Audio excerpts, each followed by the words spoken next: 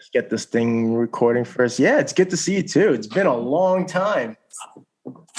A long time. Let's get a painting in here. Oh shit! Yep. There we go.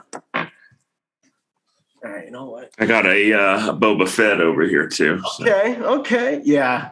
Saw your post.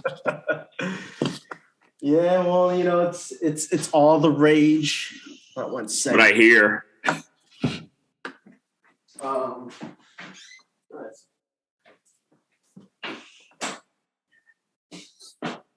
Yeah, it's all the rage. All right, I think I'm gonna keep my hat off because it's the lighting in my office is not the greatest. So I got to get me one of those ring lights. Make it official. Yeah, it's what the kids are using these days. It's so sad. I'm such a late bloomer with everything. Oh, dude, I'm probably too old for half the technology now. It just like goes right over my head. But I make do. Yeah. I mean, whatever, right? Whatever works.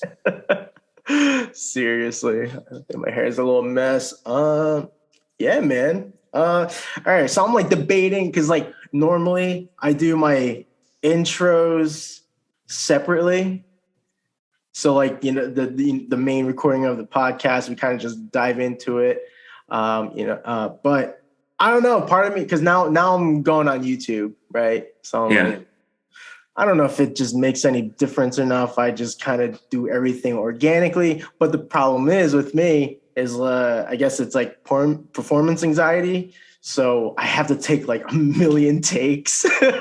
Hey, do whatever works for you, dude. Or, you know, it's probably good that you get it recording and then you could always edit it. Yeah. Well, yeah, I mean, I am recording everything. I don't know. It's just something I've been thinking. There's a lot of performance anxiety because you don't realize like, hey, this could go out to millions of people.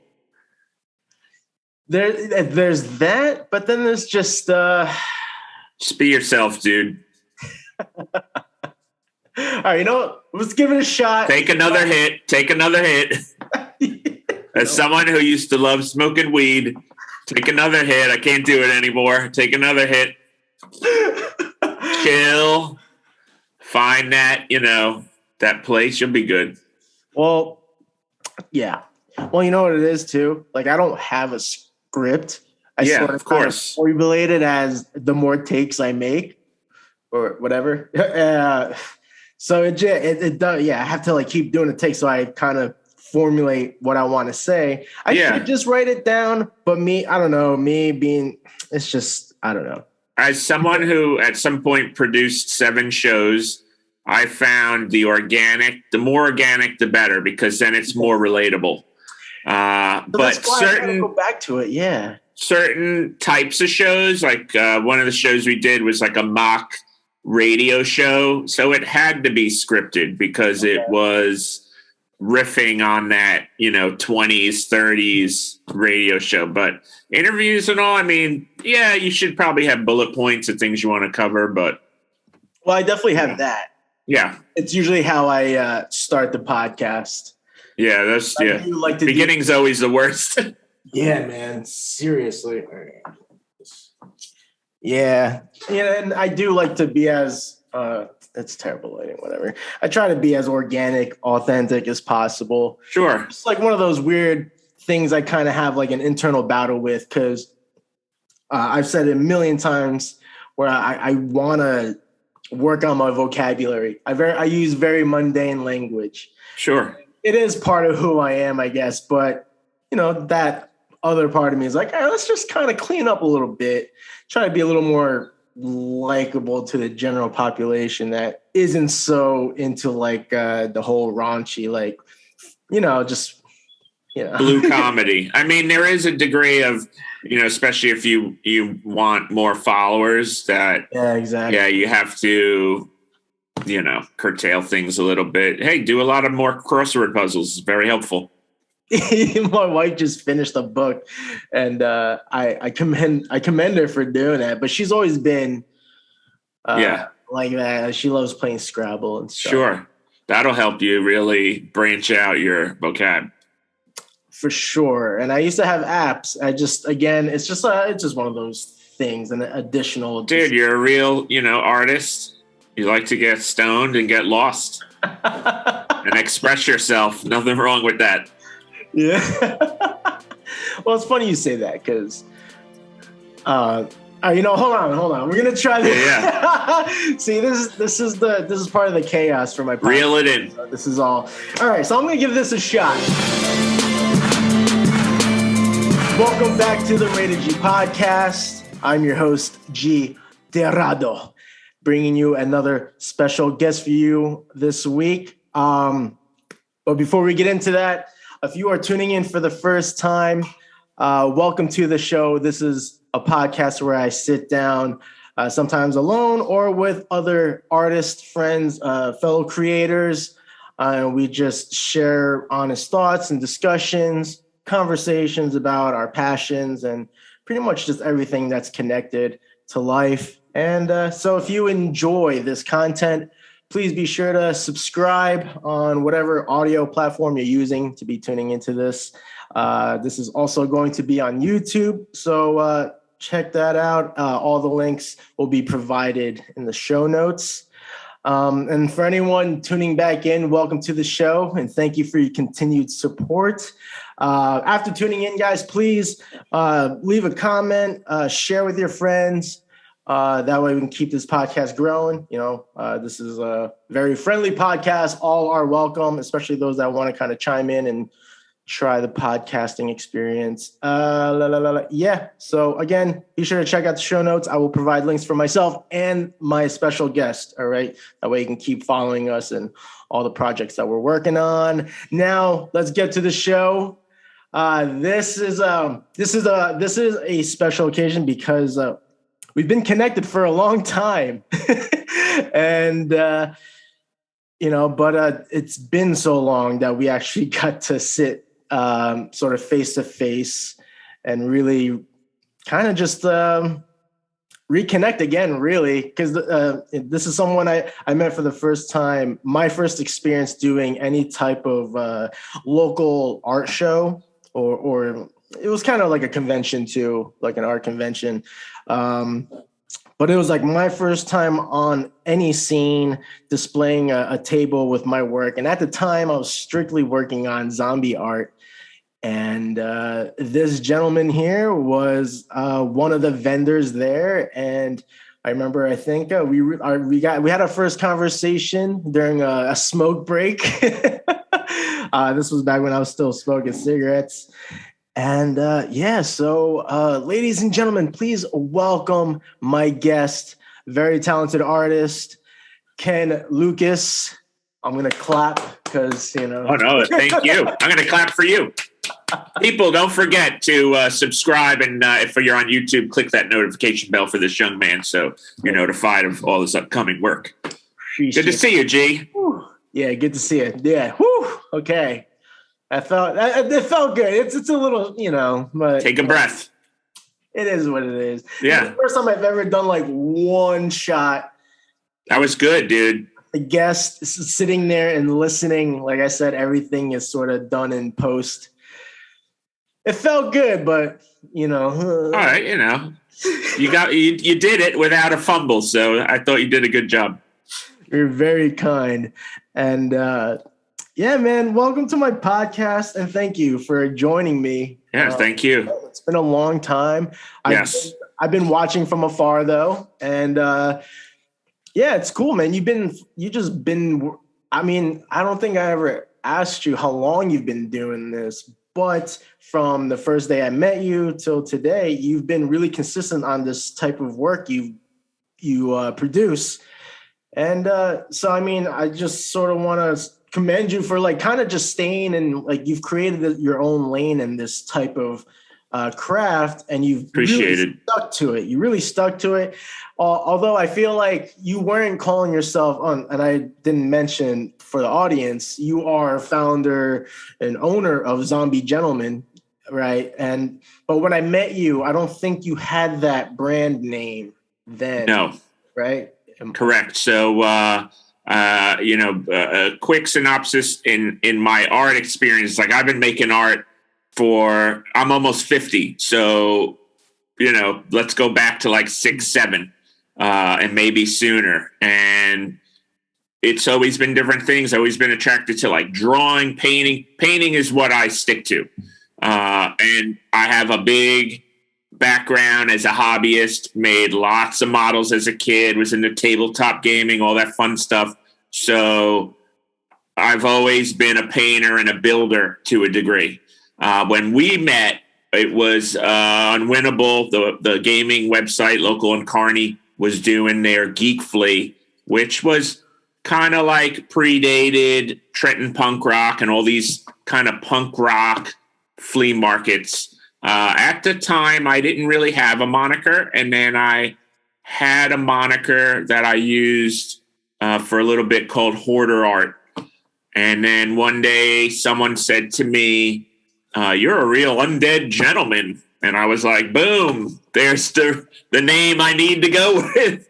Zombie Gentleman. That's perfect. So, yeah, that's how that kind of blew by. Okay. So, all right. I believe, so to my memory, the first time I met you wasn't at Unwinnable. I thought it was at SketchCon. It might have been. Yeah, it was that Christian show, Christian Massat? Yeah, it could have been. Because I remember that day pretty vividly, actually. Because I remember it was outside of that.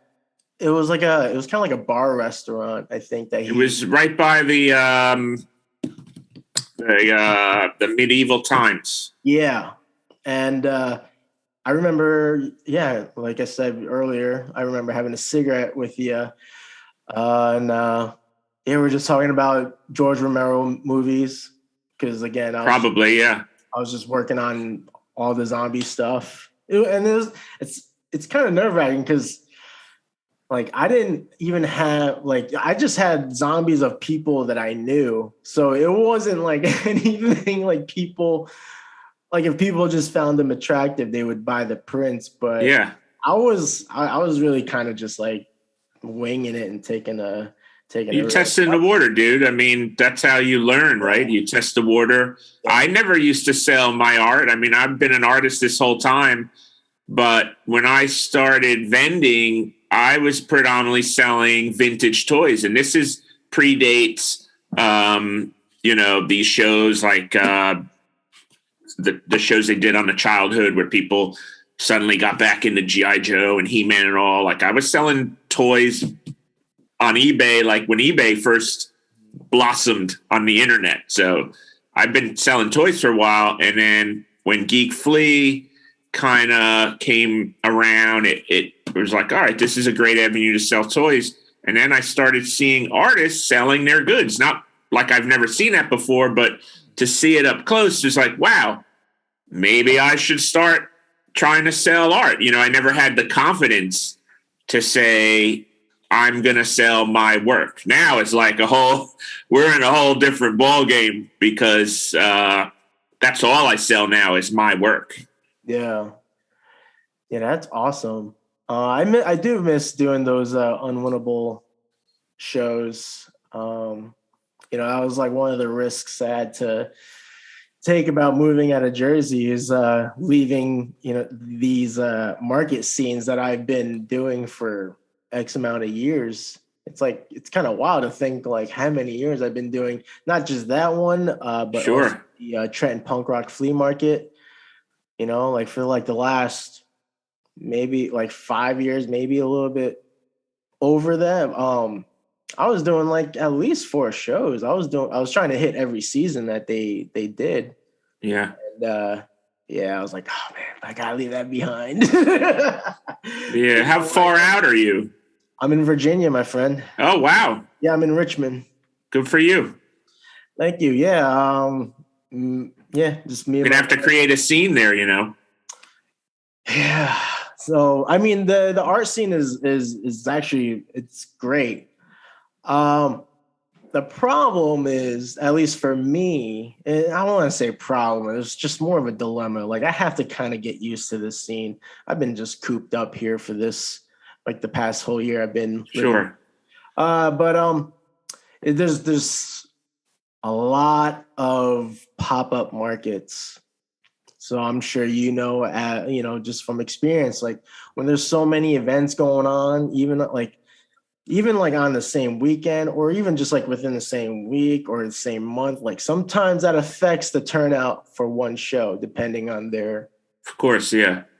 how popular they are. So, yeah, and another thing, at least for me, is that a lot of I've only tried 3 markets. The last couple ones the second one was probably my most successful, but I'm noticing that a lot of these markets that at least that I was just like trying out just to see the scene, they're more handcrafty, more just a lot of scarves or apparel or Craft oriented. yeah, very artisan crafty oriented. So, I mean, it's nice to stick out, but I didn't think it worked in my favor necessarily. Yeah, I've done a lot of shows at this point. Yeah. There's a lot of trial and error, Yep. finding and figuring out what works. Trenton is a show that totally works for us because it is everyone who goes that show is into the things we're into.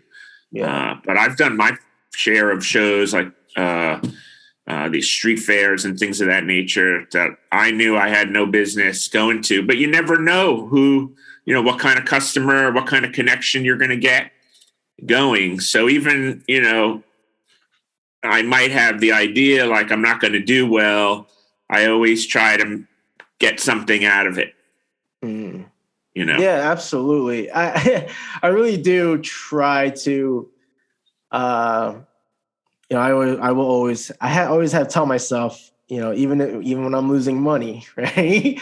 It's like, look, if I didn't make sales, at least the last thing I can do is give out as many business cards as I can with every person that peeps in and, flips through one of my books. But I was like, I have to, and I have my wife that helps me out. She'll usually handle the table while I'm there sketching stuff. And I'm like, I always tell them, like, look, make sure you at least give them one card. Like if they're coming in a group, I'm like, whatever, just give them one card and, just get them out there. No, that's how you do it. And I'll tell you, once I switched from stickers to cards, it changed the game. Yeah. Cards get lost in drawers, but stickers go on people's books, on their trucks, on their refrigerators, and suddenly they're giving you free advertisements. So that's something I always tell artists. It is pricey, but part of the name of the game is you got to spend money to make money. Oh, absolutely. So but you also want people to remember you.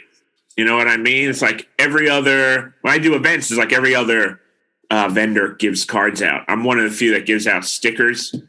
And it's like, that's like one of the taglines I say is like, who doesn't love a sticker? It's true. Everybody loves stickers. Yeah.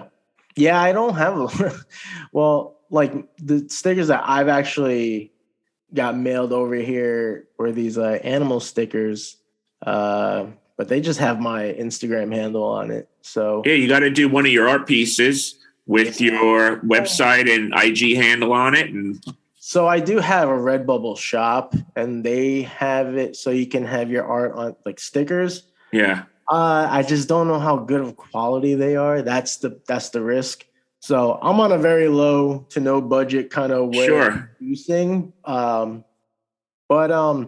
that is something to also remember is that I could give you a few links at some point of places I use and whatnot. I mean, I had where I got my actual stickers done. They did a phenomenal job, but I got a shit ton. I just haven't sold enough. But again, I just haven't done enough events yet. Yeah, you will. But yeah, it's just a whole learning process. It's pretty humbling too, because it kind of like, it is like kind of like starting over a little bit. Yes, of course. Yeah. But when I rename myself, not to cut you off, when I renamed the business, It took me like almost 3 years for people to trust me at shows and be like, this is someone I want to buy stuff from. I mean, I had paintings hanging around for 2 years at some events, like at every event. Yeah. And then someone was like, but now it's like I've really pushed forward. I quit my job, my regular day job in 2017. I said, this is, I'm getting up there in age. Like I told you, I'm almost 50. And at that point, I was like 44. I said, I got to do something. I'm going to be pissed at myself if I don't ever invest in me and try. I'm not married. I don't have kids. My costs as far as life are concerned are very low. I put it all on the line. I did what so many other people have said on TV and in so many other different jobs. Believe in yourself, put it on the line. And that's what I did. My day job was taking me nowhere, regardless of whether or not I really tried to take it somewhere. Yeah. And I said, I'm an artist. In the end of the day, I'm an artist. I love art. When I quit and started doing shows religiously and really started pushing an online presence, I was not making anything. Yeah. And I barely had money in the bank. And, fast forward now, the pandemic did kickstart some online things for myself. But, my belief is if you have skills and talent and have really developed your style, doesn't matter what the conditions are of the world, people will come back if they enjoy what you're doing. Right. Yeah, man, I commend you for that, because that is like, I appreciate it. And yeah, you're doing it all. You're doing all the things yourself. So that's definitely something to aspire to. Like, I've been kind of resistant on getting back out there on the job market because I know I've kind of gotten a taste of what it's like to handle jobs and my side business.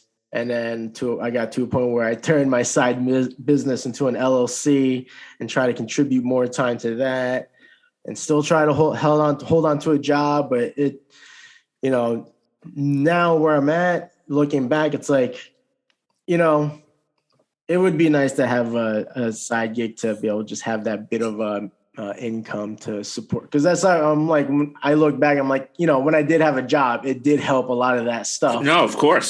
So that's just one of the minuses. But I also had to realize, like, I cannot do like a office type of job. Like, oh, why don't you do graphic designs? Like, because I've done it and I don't like it. Doesn't work. No, it does not work for me.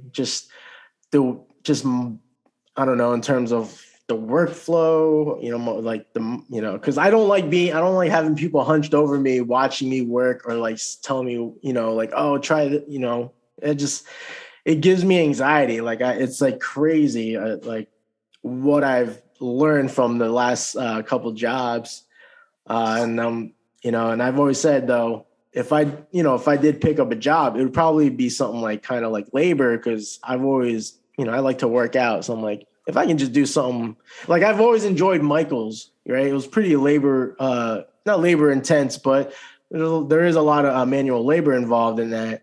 And I loved it. It's just, unfortunately, it paid like shit, and it was the graveyard hours. But I mean, almost every artist, half the artists I know work at like Michael's or Blick's or, all these art places, which I could never get hired at for whatever reason. I applied to so many of them. Hey, man. I mean, you have to commit to those crazy hours if you want to do replenishment, right? Because I would not, like, I've never done register, and just thinking about, like, I'm sure it's easy, but just the way my brain operates, I'm very hands-on, and things have to be repeated to me, unfortunately, like, just to get it ingrained. So I probably have like a learning disability to some extent, but don't we all?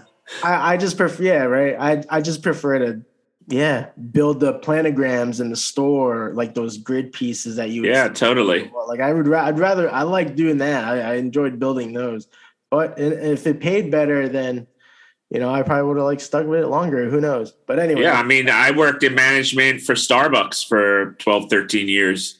And it was, thankless to say the least. However, there is a lot of things I took from it that helped me be a business owner, and without any gigs and just like running my own gig.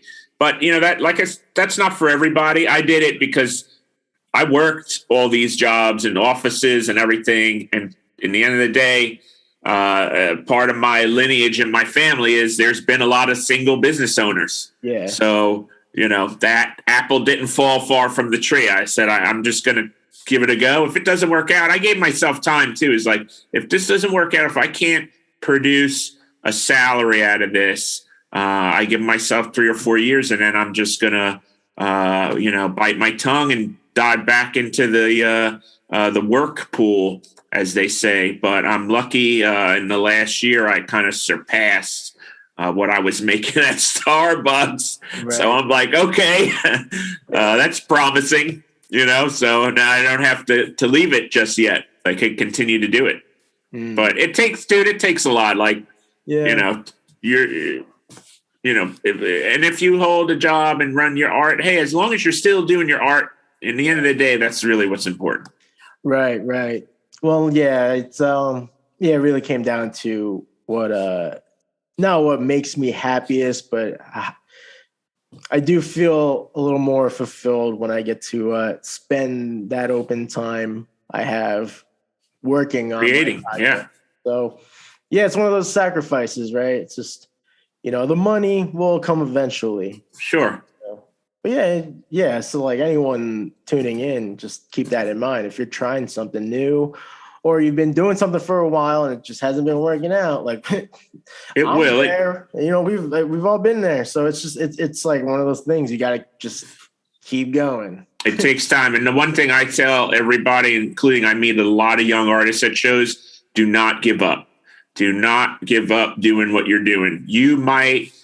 Your art might resemble someone else's art. It might not. People might not be open to what you're doing. Your friends and family are never, and this is a hard pill to swallow, your friends and family are never and very rarely going to be your support crew. You will get more honest opinions and support by people you've never met than by friends and family. There's some irony there, but I've had more people I don't know across the world at this point compliment me and tell me, what my work does for them than anyone I've ever known in my life, which is kind of crazy. But, just keep doing it. Keep doing your work. Keep every day. I had an artist I used to serve at Starbucks. The man was like a really awesome painter. He did like urban landscapes and a lot of like rainy day city streets filled with stuff. And I would talk to him all the time. I loved his work. It's rare when you can find an artist that's alive that that you can look up to and say, wow, I really like this person's work. And I give credit to all the artists that throughout the world, but it's like if I don't know them, there's something not tangible there. It's hard to relate to, it's hard for me to relate to Pollock or Van Gogh. But a regular person that paints, that's very good at it, that's a professional, I could relate to. And this gentleman I served all the time, and he would always ask me how I was doing my work. And, sometimes I would give that age-old, well, I'm not inspired right now. And he told me, and I live by this. After the day he told me this, I never forgot it and live every day by it. He told me the difference between a professional and an amateur artist is the professional works every day. There is never time for no inspiration. And even days where I don't want to work on, the digital aspect of the art or physical when I'm doing a painting, I make sure in some way, shape, and form I am creative. That's, and in the end of the day, that's what you want as an artist. You want to keep loving it and never, or you teach yourself, you take that time to teach yourself and learn something new, never stop learning. Absolutely. 1000%. It's true. Because there are creators out there that do multiple things, right? So Totally. sculpture, photography, like I'll just say a lot of artists are sort of like Swiss Army knives. They have so many tools. So going back to or piggybacking what you're saying is, as long as you're creating the things you love, in the ways that you enjoy, yes, that is sort of the ultimate reward, I'd say, and the goal. Totally. Yeah, absolutely. And that's kind of bring this back to your craft, because you get to create so many different products with your art. You're making patches, stickers. Weren't you doing stuff with vinyl as well? Everything started with lamps, believe it or not. That's true. I remember this. I do remember at SketchCon years back. Yes, saw one of your lamps. What? It was a Snake Eyes lamp at SketchCon. Well, I think you had the Predator. Maybe. I remember seeing a Predator one that maybe you were working on it and it wasn't at SketchCon. Maybe I'm getting it mixed up. It might have been. I've made about 3 Predator lamps at this point. Yeah. But that's what started everything. Was I wanted a way to, I guess, recycle things I didn't think I could sell. And I was like, well, why not make lamps out of it? And, current day toys are really so well sculpted, but I also make model kits, like I said. So I had like a ton of Predator models, or, I figured, I could make anything into a lamp. Right. So everything started with lamps. The patches, I'm still unsure how I got into the patches, but now the patches are 90% of the business, which is strange. Yeah. So I saw someone made them, and a friend hooked me up with the guy who was making them for him. And I started selling out of designs. Like, I couldn't keep them in. And I figured, like, by the time I would order more patches, I'd already have sold out. And I was like, I got to figure out how they do this. And now these are printed. These are not embroidered. Embroidered is obviously they put a blank on a machine and it sews it. These use a method called sublimation. And sublimation is where a printer prints dye on a specific paper, and then you use heat to transfer the image to the things that can accept it. So I figured it out, and I bought some very basic gear and started doing it. And I'm happy to say I've been able to upgrade the gear to more professional gear. But yeah, now the patches are like 90% of my business, and I make enamel pins. I do a lot of different sublimation work, still make lamps, still make paintings, still sell prints. A lot of things have definitely been added through the years. I never used to sell prints. And then 2 friends that are painters said, why don't you sell prints? I was like, I don't know. I don't know why. Part in my head was, who would want to buy my prints? Yeah. But they're actually, if I do a show in person, it's like one of my top sellers at shows in person is selling prints. So I'm glad they recommended that. But yeah, patches, back patches. I print on slip mats for record players and things of that nature. I market it more as horror and occult apparel and accessories, but I still do a lot of other things that don't necessarily fall into that category. But yeah, socks, flip-flops. I got some socks here actually, from the Warriors. Nice. And got a little subway map I made on the back. Oh, sick. Yeah, from the movie The Warriors. And then I do this is a kind of a new one that's been selling well, like pennant flags. I do with horror themes on it. This is from House of 1,000 Corpses. Yep. So, and gaiters, masks are big these days. I like wearing gaiters. This is a little Cobra Commander. Tons of stuff. and here's some of the patches, and these are actually, this is some of my art, and this is something I actually have a lot of artist friends that I now try to get them to do. Patches have been such a thing lately. You know, these are all spray paint pieces I've done. Yeah, the low pan. Hell yeah. Patches are huge. Patches, prints, patches, enamel pins. People want to wear items. These are new little coffin patches. It's a Venom. Okay. That's So I tell all my artist friends, you know, I cut them a deal and I'm like, hey, let's put your art on patches. To me, that's really the next kind of big thing, some digital art. You know, putting your art on patches, it's hard to get into a gallery, especially if you're not like a millionaire, you know, and a lot of art stuff seems centric to people with money. So what does a regular Joe Blow do? Yeah, you could get into some basement galleries or whatever, but eyes just don't ever see it. But what about, you know, I started putting my art on patches, and a friend of mine, I also represent a couple artists now. To me, it's like the traveling gallery. Now your art is on people's clothing and it gets around. You know what I mean? So that's true. Yeah. Always trying to push the envelope. Yeah, of course.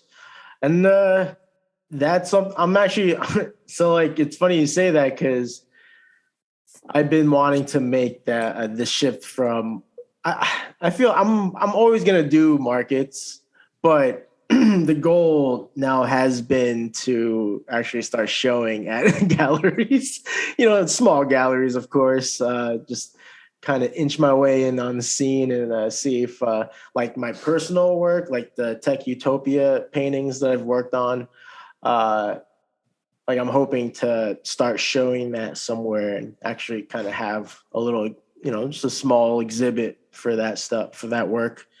But yeah, but as on top of the markets, selling print stickers, doing on-site commissions, doing like trying to do all the shit now. And totally.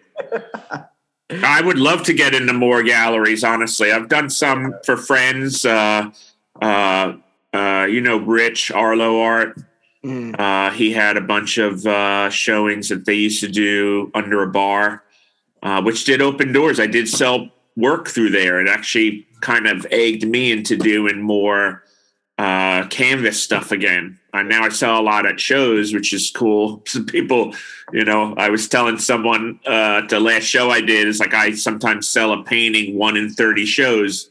And last year I sold like 3 or 4 paintings. So I was like, all right, that's a pretty good, I've actually bumped up my,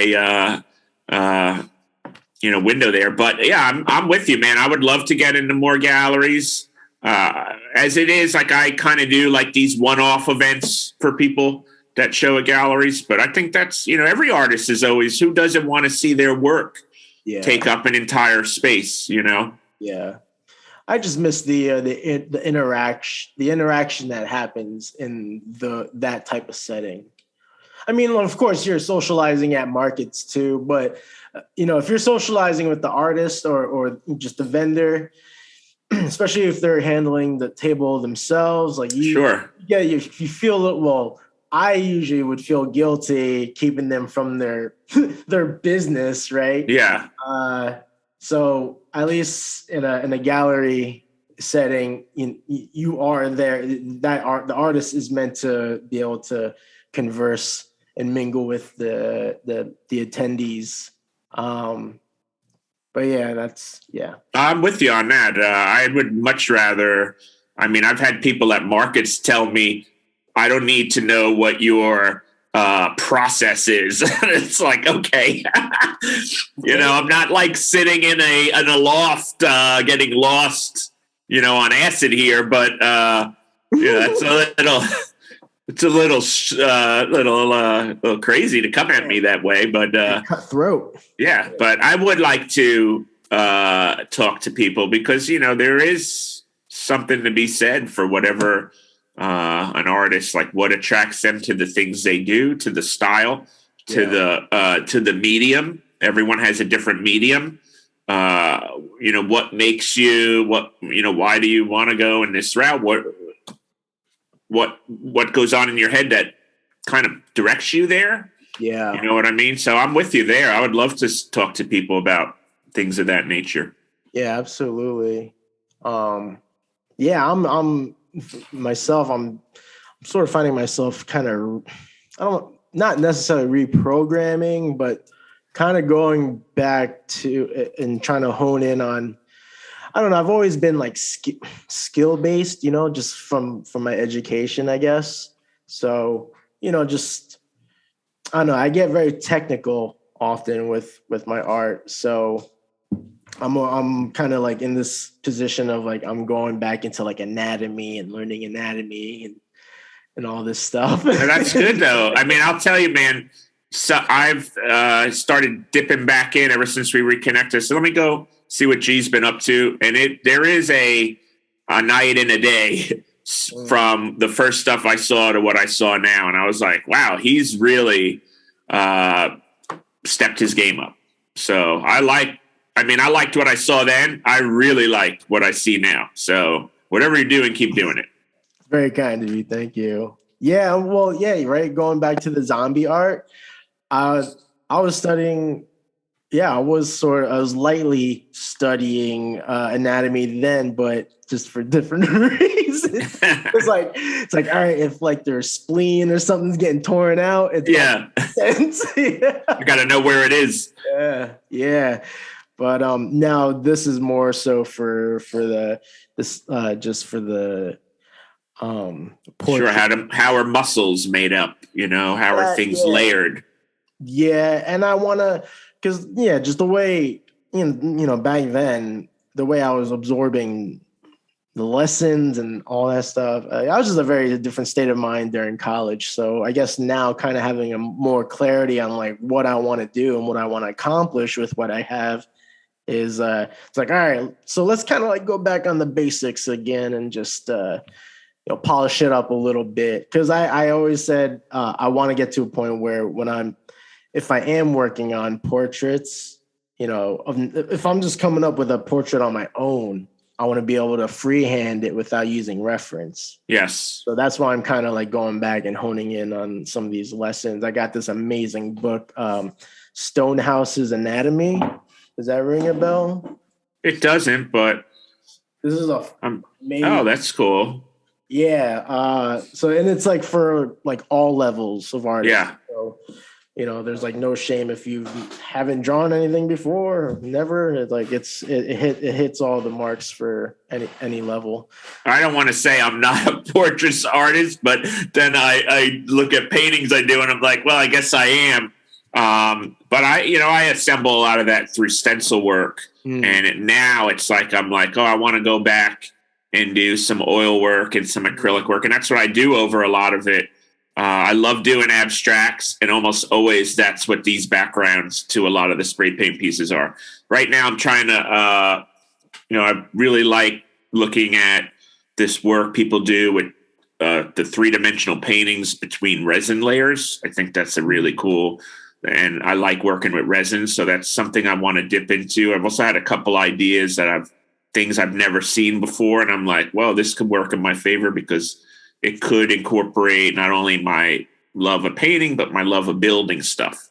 Yeah. So I'm not going to say what that is in case anyone sees it before I could actually do it. But yeah, I mean, but yeah, I'm with you. Like, always keep learning. Always keep learning. Yeah, for sure. Always keep looking at that stuff. Yeah. Because, that's, for me, that's just on like the illustration side of it. I would love to get into sculpting more. Like I have a block that's been sitting here in my office, or I've had for so long. I'm like, fuck, I need to sculpt something. Like I have like ideas I would like to dive into, but I gotta like, again, kind of re-educate myself on work your way towards it.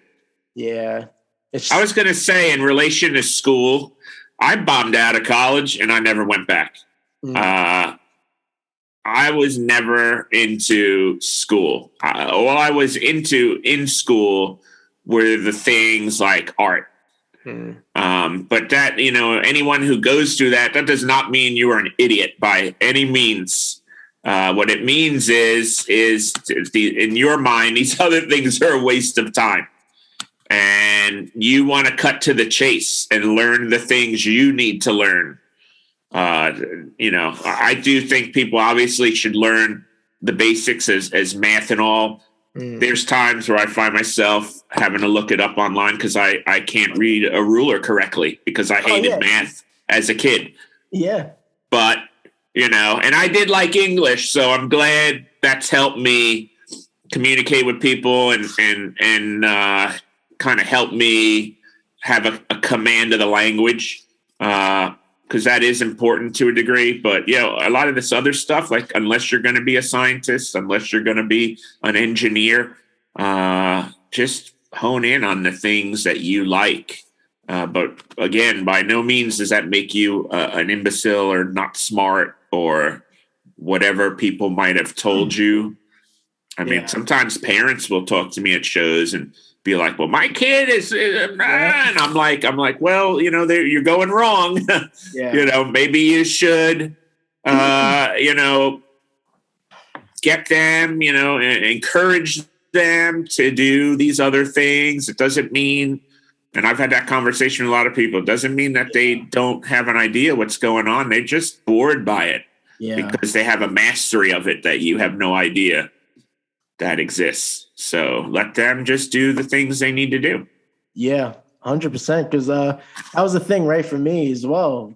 Getting into college, that was like if you didn't go to college, you were a loser. Yeah, that was always been the perception is like, oh, like your kid didn't go to college. Well, when I was in college, I was definitely not in the right mindset. I was same. I'm the youngest sibling out of 4. Actually, the previous episode was with my oldest brother who got me into all of this, and we got to share kind of our ends of our family, our dynamic, and it was really interesting. But I was like, we talked about it. Like for me, because at the time, I almost didn't go to art school. I was diving into music then. Like I was learning guitar and all this stuff. So there could have been a chance I went that route. And that was like the challenging thing, I guess, back then is like, you're expected to know what you want to do after you graduate high school. And that's not always the case. It's not the case. But nowadays, it's a lot different. So it's a little, I feel like the younger generation now kind of has a little more of the leeway of like you don't have to go to college, we're knowing this now. Yeah, but when I was growing up, there was no such thing as YouTube, so I couldn't just get on and put myself on somewhere and make $1 million, showing everybody how I make models or play games. Yeah. And same probably when you were younger is probably coming into form. It was just popping. I'm the youngest of, I only have an older brother. So, back to the school thing, he is a doctor of aeronautical and astronautical engineering.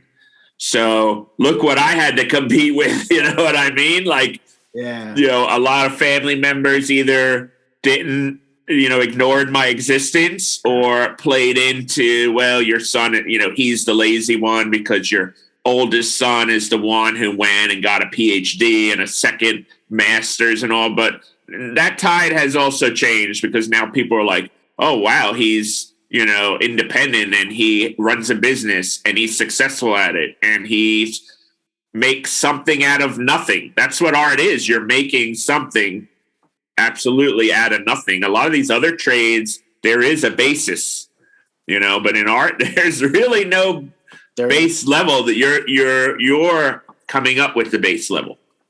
Yeah, pretty much. And you just absorb. I mean, you kind of lean towards the stuff you're into, and then you kind of just and then you branch out. I love music too, by the way.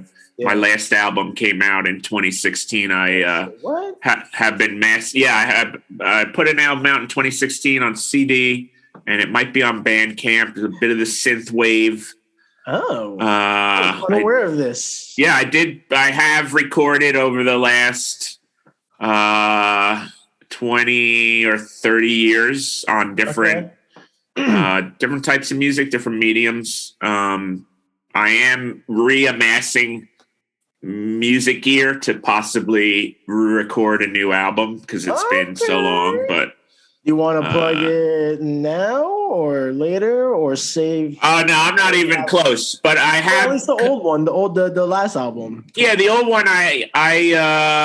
Oh wait, it's only on CD for like the young audience that might be. It's on CD. It's on Bandcamp. Okay. And so the original version of the album is on Bandcamp, which is Kursse, KURSSE.bandcamp.com. There you go. And the name of the album is called The Reckoning. You can find it on Spotify. There are videos of it on YouTube somewhere. It is available on a limited cassette that I produce in-house under the Zombie Gentleman's record label, which is Zombie Gentleman Records, which isn't really a legit business, but it is an umbrella off Zombie Gentleman, which is a legit business. So I am coming out with a couple of albums, some older projects. One of them is like an industrial experimental electronic project. Another one is kind of a hardcore experimental electronic metal band that I did for a bit with a friend. So I will have more cassettes coming out in the near future. I'm like so overloaded with a number of different things that, trying to find which one I could tackle is scheduling conflict. Yeah. You struck an idea for me. Well, I've been wanting to do this, but perhaps you might be the person I can ask. This is kind of putting you on the spot, so I will say you can say no because of such and such reasons. It's all good. I'm putting it out there. I've been wanting to actually have my own theme song for the podcast. Because what I'm using is a cover of an anime opening theme song, but it hits these like elements that I'm very much into. Like it has like an epic, but like damn. Because just imagine like just epic like Japanese hip hop. Like it has all these different elements into it. Obviously but I don't know. So I've been wanting to have actually my own, like something that's actually for rated G. Yeah. I don't know, maybe I could float you some old tracks. I'm like not necessarily set up currently to do any type of recording because that's like a process in itself.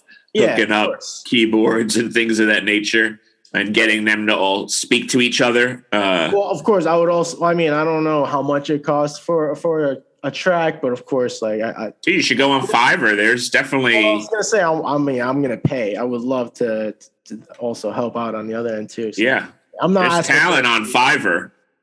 Yeah, that is true. That's a great site for talent. I have a lot of friends that do it.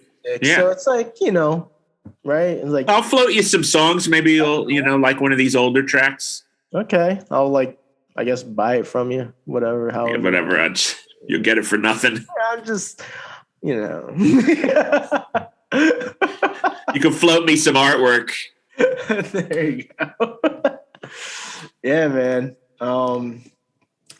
Yeah, I actually I apologize if you hear. I live right by the train tracks. So yeah, I haven't heard anything. Okay, well, maybe for the audience, they might hear it. Anyway, what was I gonna say? I kind of forgot. It was something regarding the something with prints. Oh yeah, I have so many prints now, and I just started this project where I'm doing like these art hunts. So it was suggested to me by my wife's cousin. I think it has been so far a good way to connect with the locals. Oh, I saw you drop something where you said you're gonna kind of hide something, right? Is that like almost like a scavenger hunt? Exactly. Yep. The the ink Boba Fett. Yeah. Be for this month. But yeah, it was something I just started doing last month for December, and I was doing one per week. So like now I'm just gonna do one every month. It's been a fun experience, and yeah, I think that hopefully I'll just keep going with that, and then but now I'm like getting to a point because like I was doing something like I was actually creating something new. So I'm like, maybe I might because I just been sitting on some prints for like. Hey man, whatever works. I was like, I might just like do some prints, and I mean, you seem to have a fan base following to get their hands on some of this stuff, so that might exactly might work. I throw mine like I have. I sell 8.5 by 11s at shows, and I sell 13 by 19s all framed up at shows. And it's usually versions of my digital work. And I do sell prints of the spray paint art as well. But like the big 13 by 19s, I don't do too many spray paint pieces on. I don't even sell many of those to begin with because it's a big piece to carry around. But sometimes I do little prints, 4x6, 5x7s, and I throw those into like mystery boxes. Things of that nature. Mystery stuff as well. I've been wanting to do I've tried it maybe once or twice. I don't think it worked out. Like I would make it was, and again, this was when I was doing heavy zombie work. Yeah. And I remember I had like a value pack of all the zombie work that I've done, like prints, and maybe like one original, but it was like all my zombie related work. And then I don't think anyone ended up buying it. So I was like, all right. It's, so here's the thing, right? I guess for the audience is to know that, again, like you never know what's going to work, honestly, especially when you're just getting out there. And even when you've been out there for a while, like sometimes you're thrown like a curveball. You would think something would work, like something would sell, and then it doesn't. It's like, oh wow, okay. It's funny you say that. It's like I almost always have to go against what I like, because usually what I like never sells, and I'm like, this is a board winner, never goes anywhere. And then it's like something I didn't even like. I'm like, I thought it was boring or whatever. Yeah. Boom, sells out the kazoo. I can't understand it. You're so right. You got to stick it out though. I just leave I have my own site. I sell a lot on Etsy. I just leave listings up there sometimes. It's like, because you'll never know. Out of the blue, the other day I wanted to yank a listing down. I was like, no one cares about this. And then something sold from it. And I was like, well, I guess I can't yank the listing down anymore. Someone actually bought something. But sometimes it's just like, people have to just mull it over. It's like a slow roast. Some things are very instantaneous, and some things are like people just have to like keep seeing it, and then suddenly they convince themselves, I love this enough that I want to buy it. Right. Yeah, I love that Bruce Lee back there, by the way. Thank you. That's Bruce Lee? Yes, sir. Yeah, all right, awesome. Well, thank you first and foremost. I'm hoping to sell that. Maybe I can ask you for a few tips off air, because I really struggle with numbers, and my wife usually helps me with that, just because I can put her in a position where it's like, you as a consumer, because you're not very you don't know she doesn't know like all the insights of the fine details. Yeah. So I would be like, if you were a consumer, would this make sense? Whatever. Because like I really have been for years I've been really undervaluing my work, like underselling it. All of us. Yeah, all of us. Yes. And but it was like to the point where like do you know Nick Makoviak? No, this sounds kind of familiar, but well, because he's been doing a lot of like comic book convention like events, but it was like to the point where he's like, oh man, he's like it's like that's way too long. I was like, all right. So I've been trying to like really value my work, but it's been tough like selling my like original stuff lately, and kind of going back to you know, creating art of things that you enjoy as opposed to you know, whatever your demographic may enjoy. It's tough because people will be like, oh, just you know, create, you know, just do what the people want. And it's like, I've done that. Yeah. Sometimes that's a miss too. It's like a very yeah, it's I mean, that's what I do predominantly. And honestly, there are a few things I create within what I'm making that I like. But in the end of the day, I'd much rather sell completely original work. But that appeals to, especially when you're doing shows like, you know, horror conventions, Monster Mania, Trenton, like punk rock flea markets. People want to see stuff that relates with movies, music, toys, anime. They don't necessarily, they do like buying artists' renditions of things. They don't necessarily want to buy an artist. I mean, I have a lot of experimental pieces, a lot of abstract paintings, and I've always bring them to shows, but people just float right over them. And I don't know if they feel like now that's a dime a dozen because people like doing all that, the pour art where they pour paint that doesn't mix well with each other. Which, hey, look, if someone figured out how to make that work, God bless. But that's to me is like, you know, I have ways to, you know, make paint react with each other without having to do it that way. But God bless if you're selling them and making money off that. But yeah, I mean, like people, you know, it's hard finding that market that just wants to buy your work. Now, part of it does stem from a trust issue, which I feel that is developed through selling this other stuff. I've definitely have had people ask me for custom stuff, or and like I said, it still kind of floats into pop cultures. That's really what everyone wants. But you know, like, you know, even like I get enamel pins made. I design all of them. I draw all of them.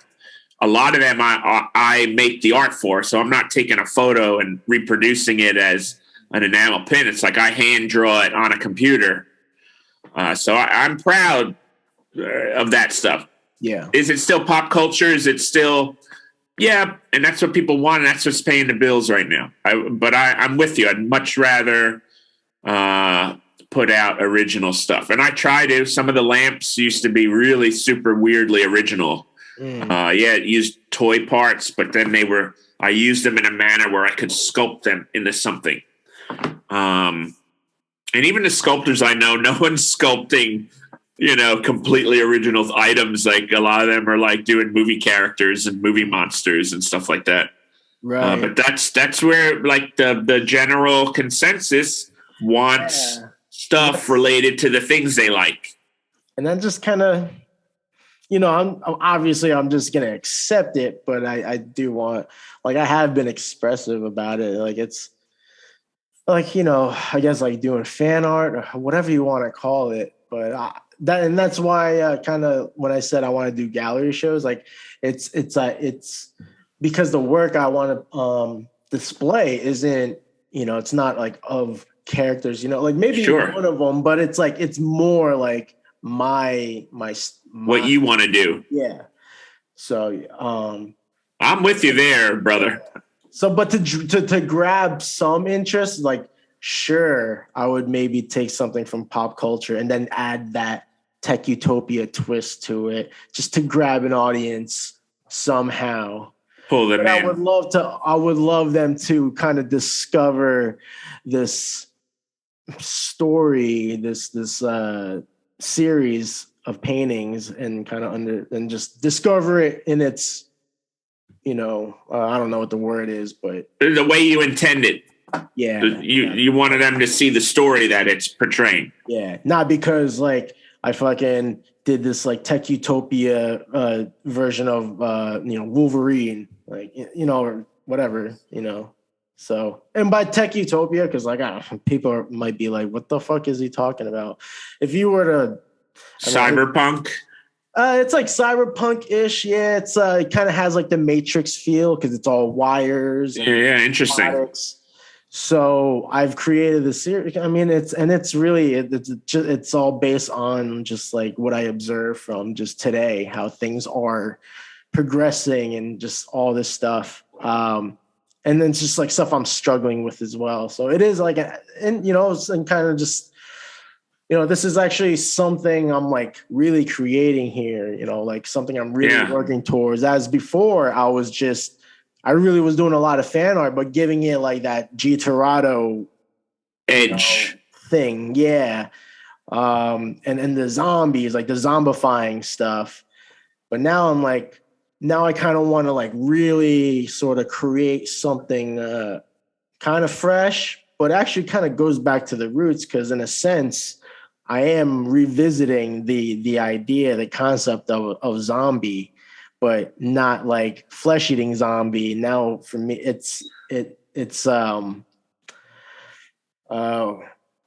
my God, I'm sorry, my brain too much weed. Technology, like just devices, which does zombify people.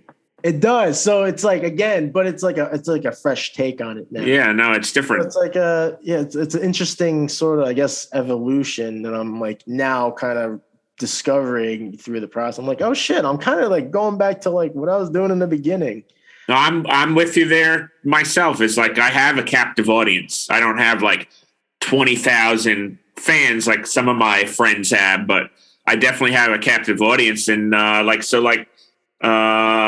this item was one of these digital pieces I was working on. It's just like some bats coming out of the bell tower. It's actually influenced by the song Bela Lugosi's Dead by Bauhaus, which I'm a big fan of.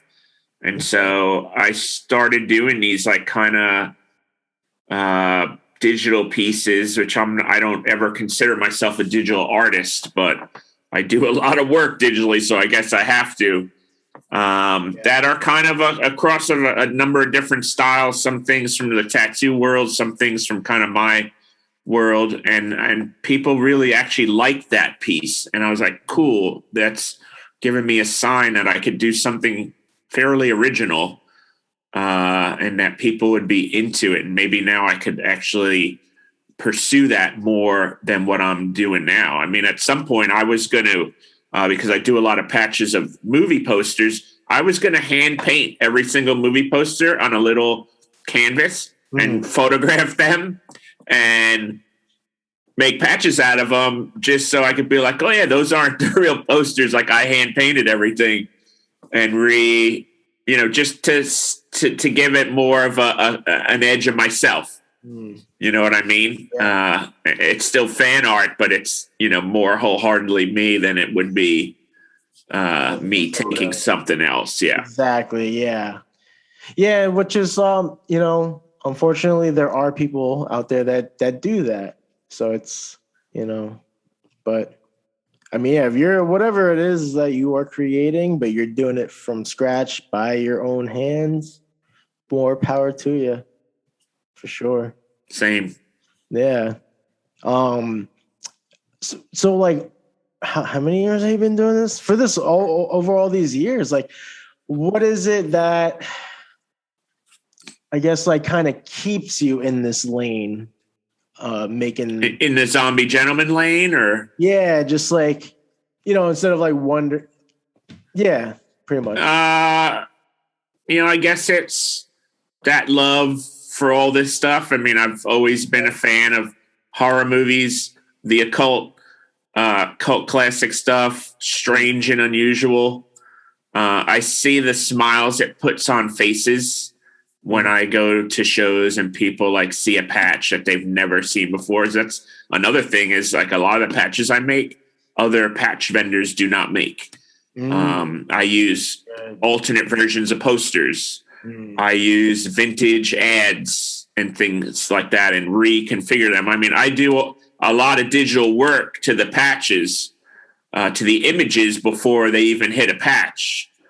So there is a degree of, I don't want to say originality, but it is different than what most people are doing.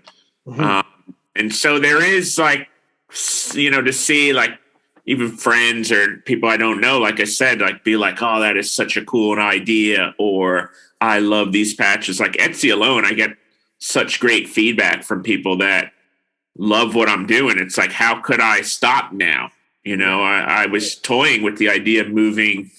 My brother lives in California, so he kind of would like to see me and my parents move out there. Oh, okay. But he's in an area. He's near San Francisco. Okay. But for me, I like LA. If there was an area that ever spoke to me of California, it's LA. Yeah. I like that dirty cyber, but that's current state it's in now. Would you go? I mean, look, I'm born in Brooklyn. I've spent my whole life coming in and out of the city. Yeah, I was raised in Jersey, but I rarely ever felt like a Jersey kid. I always felt like a New York kid. Okay. I've been in some terrible areas doing some terrible things. I'm really not that fearful of it. But there is something to that nitty gritty. That's the real gritty. That's like, I've always loved the apocalypse, as a thing. So that's the closest you're going to get to it in real life. Yeah, the old war torn. Yeah, that old kind of. Yeah. But that's, I tried for a little bit in that area of California where my brother is. Just that doesn't work for me. So I got to figure something else out. But like I said, like going back to what keeps me in that lane is like, it's pleasing to people. Yeah. I still do other stuff, I sculpt too. I do. I don't sculpt in the manner I'd like to, but I do it in a small manner, and I'm graduating to that next level. I still do a lot of things I like. I don't necessarily make it public or gotcha. Yeah. sell it.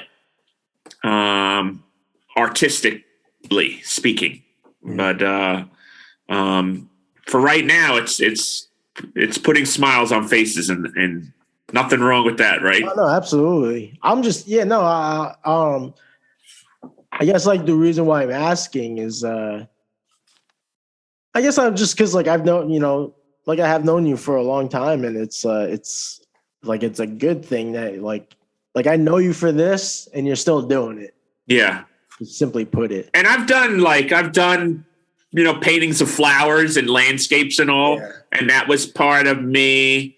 I didn't go to art school, but I did study art in school. And that was part of me, I guess, trying things to see if I would be into it. Yeah. And now it's like I'd rather translate that, I guess, to sci-fi landscapes or apocalypse landscapes. But I have a knowledge of how to do a landscape. You know what I mean? Like, so I've tried traditional stems of art. I just always gets remanufactured into the things I like. Of course. Strangely enough. Exactly. I mean, yeah, that's like if there is a way, right? Because like we were saying, there's no sort of like formula when it comes to just being an artist. But I would say maybe the starting point is like, what do you like? Right? Yeah. And then you try the things that you enjoy and you just take from what benefits, and then you just move on to the next thing and just see like how well that goes, whether it's sculpting or painting or whatever. Painting, or I did a silk screening class in college when everyone was doing like there was a day where you had a silk screen your favorite thing. And so like people were doing animals and stuff. And I was doing the cover to a magazine that had Ash from Evil Dead on it. So it's like, the mind was always like wanted to do things that no one else was doing. I mean, now that's obviously it's more centered around stuff like that, and people are doing it. But I'll figure out down the line. I'll still keep within those boundaries. Like I love the occult, so I'm always going to do paintings of demons and all. You know what I mean? That just doesn't get old to me. I love scary stuff. So it's like, there's so much you could go in that direction. It could be a painting of a forest at night with two red eyes in the background. Like, you can really, just go in any direction in that case. I guess, kind of like going back to sort of what brought that question, the question I asked, like why I'm asking that is because of, from my own journey, like I've tried so many like different styles or categories, doing comic book art or doing the zombie art or doing zombified, like pop culture characters. So I was always like trying different styles. Whereas you were just you had a stamp on what you were creating. So it's something I admire. Yeah, but I think I think part of your style is you're a portrait artist. Yeah. Yeah. You really love doing portraits. Really, it's so weird because my brother asked me like what it was that like it's very obvious now, I'd say, for anyone that comes across my social media, like, oh, he does portraits. But it's just like, I can't really put a stamp on like when that, like what really sparked that. Yeah. And nor could I. I couldn't tell you what in my history, but I'm just like, I don't know. I just try to, I always strive to try to capture such a likeness of the model and just really try to get it as close as I can, but also like try just get near the point where it's like, who it is, but then there's like a weird something different about, I guess the aesthetic, it's not like photorealistic.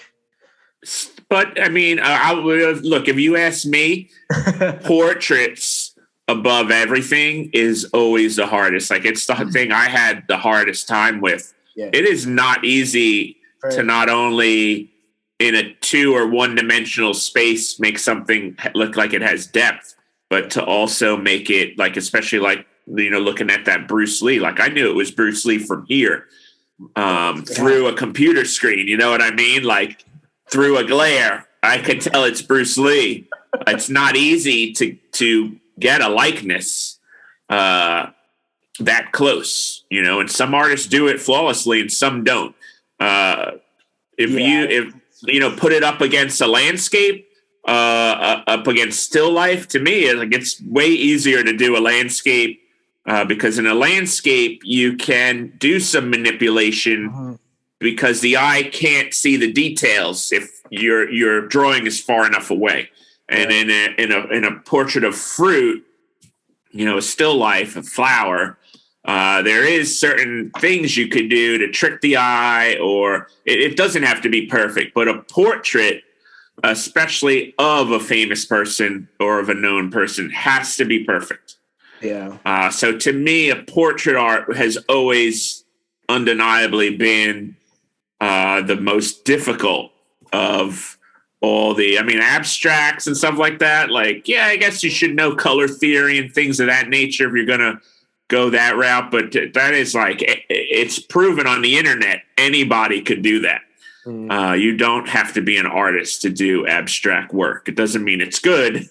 Like a good artist is going to do it right, or it's going to have some feeling to it. But to me, portraits have always been, and like I said, I do portraits to a degree, but I make stencils. I cut stencils by hand. And then I go in and do some detailing with brushes and all, but not much. But you're doing a portrait, from nothing and getting it spot on. I use a reference. No, you use a reference and that's fine, But no, I understand what you're saying. It's hard to get the brain to transmit, that, even if you're using a reference photo, that to your brain, from your eye to your brain to your hand to really, Yeah, I mean, I guess that's why I love the labor of it. But like all challenging. that said, but like all that said, still, at least for me, it's been a tough sell so far. It just from what I've tried to do while I was out there doing markets, it was still kind of it attracted people. Like people were like, oh, like I did a portrait of Norm Macdonald. Yeah. People were able to identify him and whatnot. But immediately. Like it's just do you always do that size? For the most part, I do. And do you always do it in pen and ink and pencil? Well, that Bruce Lee is only done in graphite. That's a 12 by 16, I believe, which is a new I just started doing stuff in that size. Generally, I'll do from 9 by 12 to 11 by 14 or bigger. Really, I'm trying to scale up. That's my personal challenge right there, is being able to scale up. So I'm always it's a slow process, but I'm like, it is trying. Yeah, I am. That is the goal. If I were you, I would dabble in using maybe pastels and all, moving into color. Yeah. Moving up a size, moving like big. Yeah. Like big painting size. Start framing them. Yeah. Well,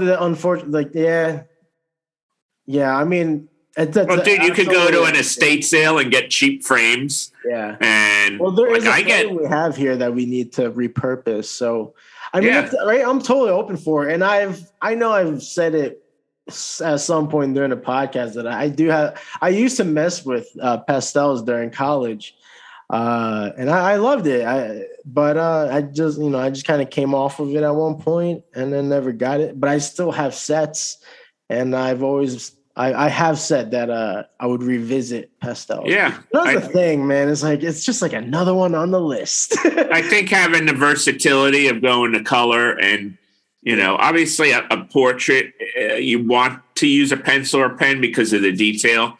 Yeah. I think going into color might help. Helps. I think getting a bigger size, like even way bigger, 13 by 19 and bigger, like bigger sizes. But maybe have you thought to contact some really well-known or semi-well-known portrait artists and ask them hey, what do you? Well, actually, sometimes I do portraits in color, in watercolor, because that's been nice. My main. Because and now everything has been all my sketches. But when I'm working on something a little bigger, in a sense that all right, this is a piece here, then I'll use the graphite, I use ink, I use watercolor.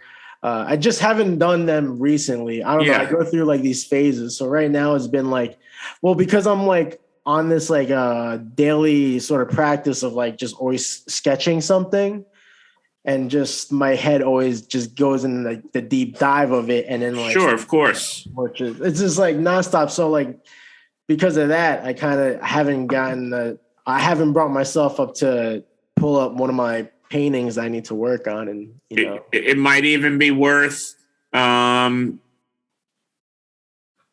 don't remember what I was going to say. It was something important. Are you getting a virtual I'm almost 50, so I'm it could be a virtual high, actually. I was going to say something. Maybe you start photographing people and doing portraits off those photographs. Maybe less well-known. That'll be fun. Yeah. Something different, and it's in your control because you're doing the photograph. Yes, right. So there isn't you're taking a photograph. You're taking the photograph. You're not taking it from somewhere. So it's funny you said that, because sometimes when necessary, I have modeled for certain pieces, or I have these blank figures that I've used for some of the paintings. But yeah, it's just, I don't know, because now you got my head thinking of all these different ideas and opportunities. But that is the problem of an artist is there is. So many things you can juggle. I'll tell you a couple things. It's like one is like I loved smoking weed. And I smoked weed for over 30 years, almost daily. Yeah. And my body stopped liking it. Yep. But it was like bad. It was like heart and lungs didn't want to deal with it anymore. And so I quit. I quit smoking weed. I now and then I still haven't touched weed in like years. Not even at this point. No, nothing. No edibles. Because I don't want to. I want to rock the boat. I already have health issues. I've had health issues from very young. I have some issues that are genetic that I have to take meds for. It's very minimal. I take a very minimal dose of medications, but I have to take them. I love weed. I love getting high, especially making music or making art like crazy. But sorry, I didn't mean to cut you off. No. What were you going to say? I was just going to say, because I'm 35 now, and like, you would say I'm young, but I don't know. You're youngin'. Yeah, but you are getting up there. Yeah, right. I'm getting up there, and what I'm trying to say is like now, because smoking for this long, smoking weed for this long, the usage. So the purpose of just getting high has shifted. It's changed. Like, I mean, yes, it does. Well, the high has changed.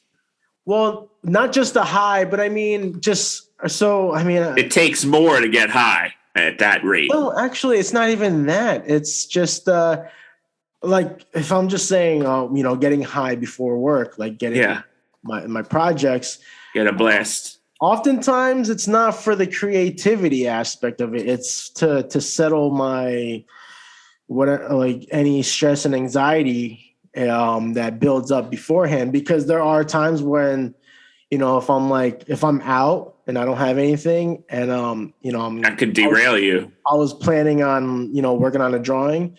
Like my hands, they just regularly get very sweaty. Yeah. So, if I'm trying to draw something and then it starts that doesn't mix with graphite. Well, but the paper, it affects the paper. So, like, you can tell, like, oh, fuck. You might have to get some gloves. So, like, I would tell you this, though, and not to cut you off either. Okay. Like, I like getting high. I miss it. However, the day I stopped, my productivity skyrocketed through the roof.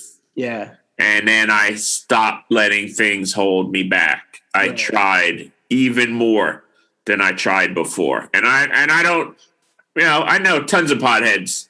Yeah. I was the worst one because I also have an addictive personality. So I love to do everything that's not good for you. Yeah. And I recently discovered Delta 8, but I'm like, I got to stay away from that stuff because I don't smoke weed. A little hit of Delta 8 will make me feel like I'm high for hours. And then I'm like, well, it's just like some laboratory created. It's from hemp, but yeah, Delta 8, look it up. But anyway, like you have to get your mind kind of away from it, but your productivity, it blows up. Well, I should also clarify when that happens, right? It's like, because there have been times like once I'm like have been trying to dry my hands for almost an hour, then I just switch gears. Yeah. Right? So I do want to make a disclaimer, like it's not like, oh, G doesn't draw or paint until he's high. It's like if I just won't work with that medium because my hands will just the wetness of my hands will affect my. And paper. I'm by no means telling anybody don't do right. You do whatever makes you comfortable. Yeah. But the reason, I guess so. I'm just saying, like I kind of use it almost as like almost like a medicine. It just sure. No, it definitely was a medicine to me. It definitely was a medicine to me. And I know tons of people that use it. It eases anxiety. It has been helpful longer than it's been illegal. You know what I mean? Yeah. Like, I'm glad for the years I used it because I was definitely an alcoholic at some point. It helped me quit drinking. And it helped me deal with people a little more. And there are things it did that probably subtracted. So it was probably a fine line. Yeah. But, and I would never, ever tell anyone I know not to do it. But for me personally, yes, my productivity went through the roof. Yeah. And, it made me, I don't necessarily have issues with anxiety. So, not doing it didn't affect me. Did I miss it? Of course. I love to get high. Who doesn't like to get high? Who doesn't like to be in the clouds? Yeah.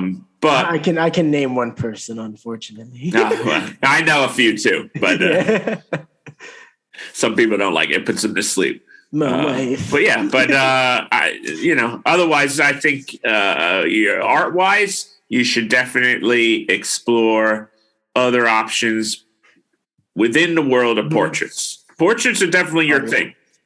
And you do very well at them. You're an excellent portrait artist. I love seeing everything you put out. But, maybe you have to take the next step. And maybe the next step is, less pop culture, more original, maybe some more color, maybe bigger. Yeah, absolutely. Have your wife sit for a couple hours and doodle her. Maybe because she loves Titanic. We could reenact. There you go. Put that on. Sit still, honey. I mean, I won't be able to post it up or anything, really. Should be it's a nude. It's a full frontal. Oh, man. Now we're going there. Yeah, right? No. No, you're absolutely right. It's definitely a possibility. I'm open to it. Definitely, I think, though, snapping photos of people and drawing from the photo.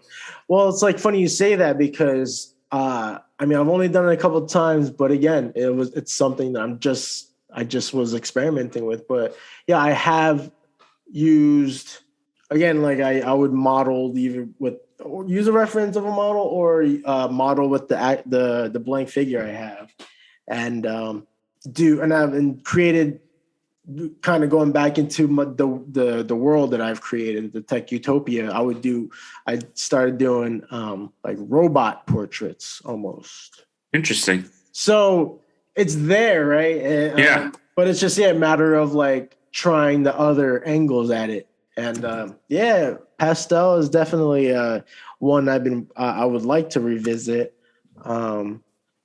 And then, it's just been a while since I've worked with the watercolor as frequently. So I do want to do more watercolor portraits as well. So it's all in the air. It's crazy. Yeah. I mean, if you have trouble figuring out the time to do it, I've started making lists. I don't make them as much anymore, but when I was a bit scatterbrained, I started making lists, and it's all right, I have a furniture piece I want to work on. I do a Ouija board. I make stencils, and I do them on furniture pieces. I refinish vintage furniture. So it's a whole mess of stuff, Right. I'll always try anything. It might not stick, but I'll give it a try, and you never know. You might like it. But, make a list. Well, I go down the list. You know what I mean? Yeah, I actually have. I use my reminders on my phone, so I have for the most part, maybe with either a week or the next 2 weeks planned out on what I'm working on. So I do agree with the list. I think my problem. I wouldn't even want to say a problem. But I mean a physical list. Phones are nice and all. Write it down. Have it written. Post it in your face so you see it all the time. I just don't know when to switch gears. So maybe seeing it physical might be different. Yeah, you never know. Yeah. Yeah, because that's the thing. I'll dive into one medium or style, and then I just get lost in it because it's just so fun. Yeah, that's a good thing, though. It's so hard to switch gears and then try something new. Or that's my problem. Is I wish I could just sometimes sit down and continually do one thing. I my mind just kind of gets kind of bored with it and is like, all right, up and on to the next thing. That's why I'm lucky that making the patches, like that could get really kind of boring and mundane after a while, but there's something about it that I still get excited about. Yeah. So I'm glad there's a few things I do that keep me coming back. Right. Painting, the painting could be different every single time, even if it's the same subject. It could be completely different every single time. But doing something like a patch, which is a full duplication of something, could get boring after a while. It's like even sometimes, like I'm doing wholesale orders or something, I gotta print up like 300, 600, 700 patches for somebody. It could get really mundane really quickly, but something in it keeps bringing me back. So, but I'm with you. Like I'm the opposite of you in that I get bored, like boom, and I'm like out. So it's good that you could sit and just do something until you're fully submerged into it. And that's awesome. Yeah, I guess it's I don't know. It's a good thing, but it can turn into a bad thing. Which revisiting the use of marijuana, it is like a tool. So although it has its benefits, it's also not for everybody. And if it can become a toxic use for some, like again, if you're using the tool in a,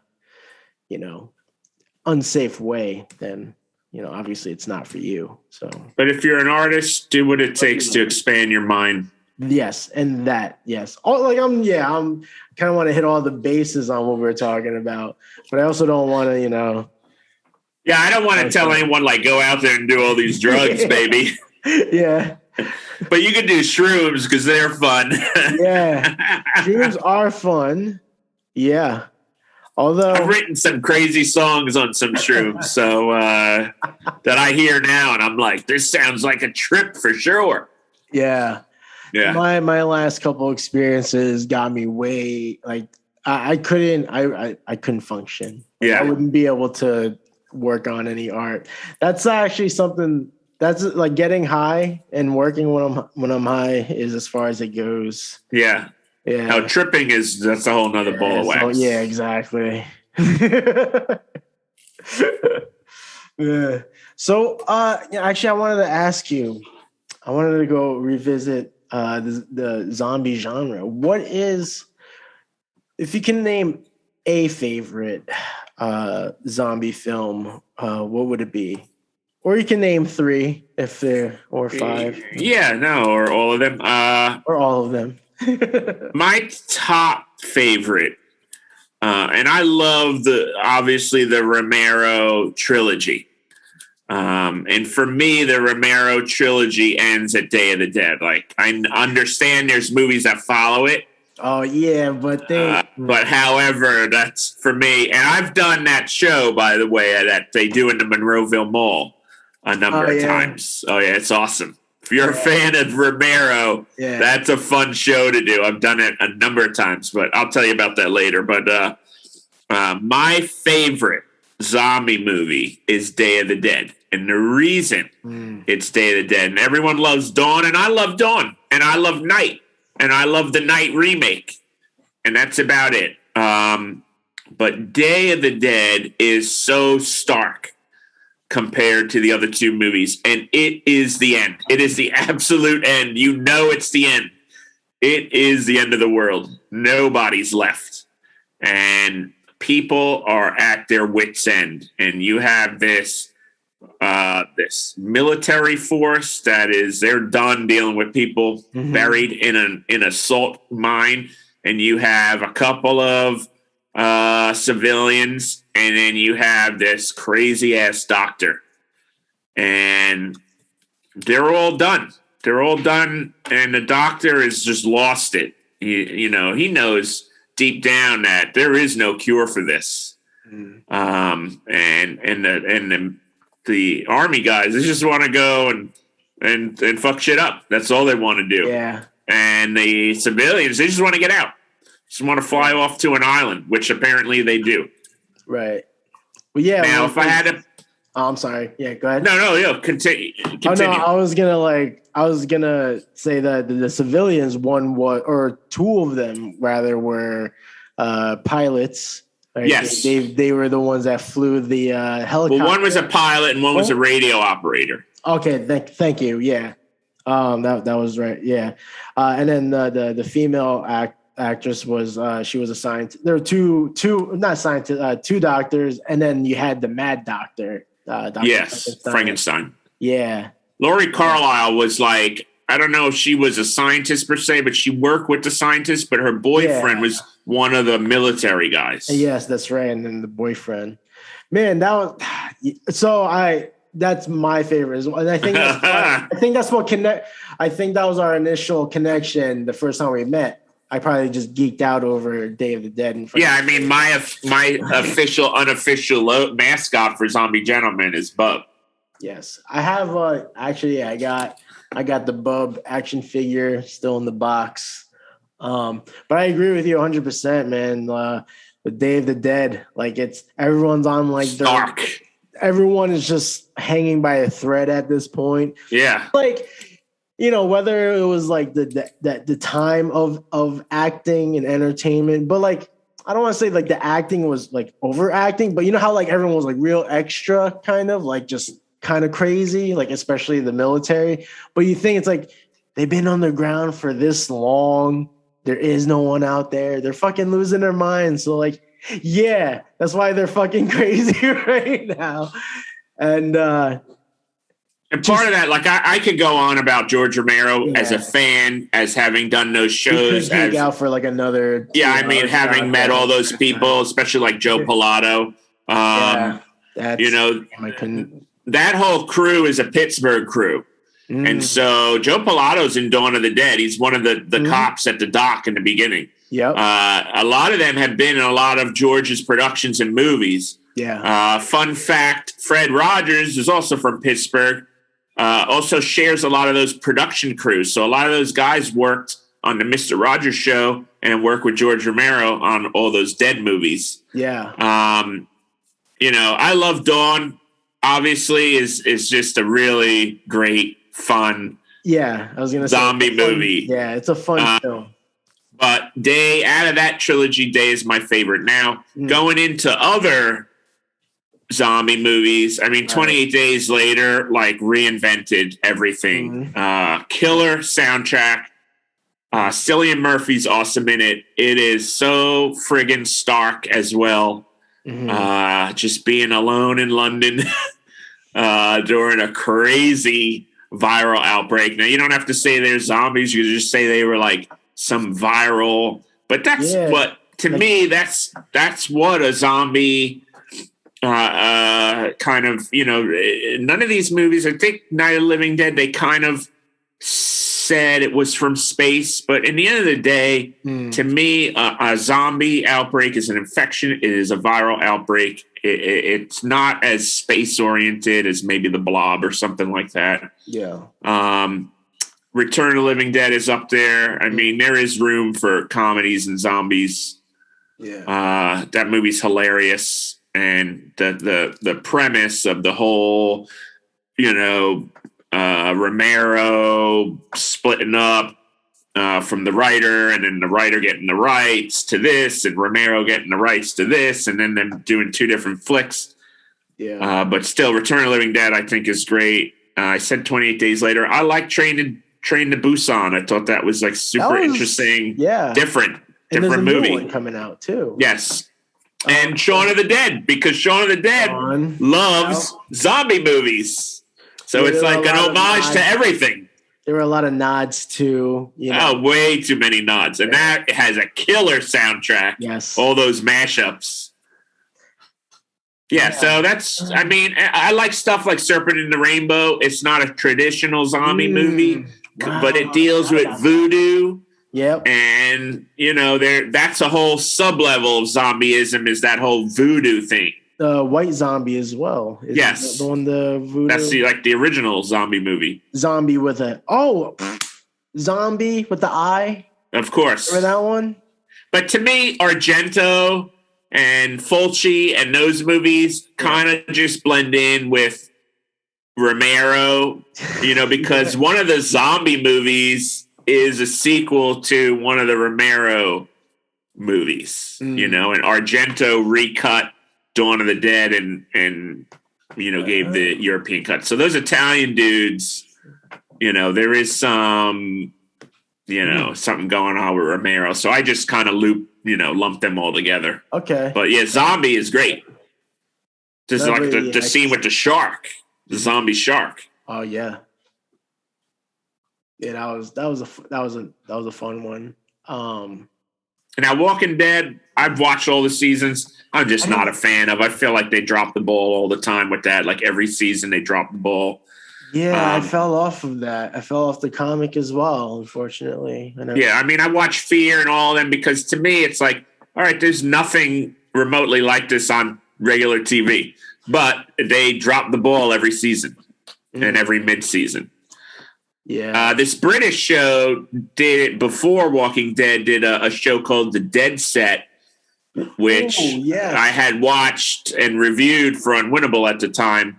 And it was a zombie outbreak during a filming of Big Brother. Yep. And it's like, wow, that's a really cool idea. And it was great. Yeah, only had the one season, right? Yeah. Now, I have seen this Day of the Dead TV show. I think I watched 2 episodes of it that they have on currently, and it was terrible.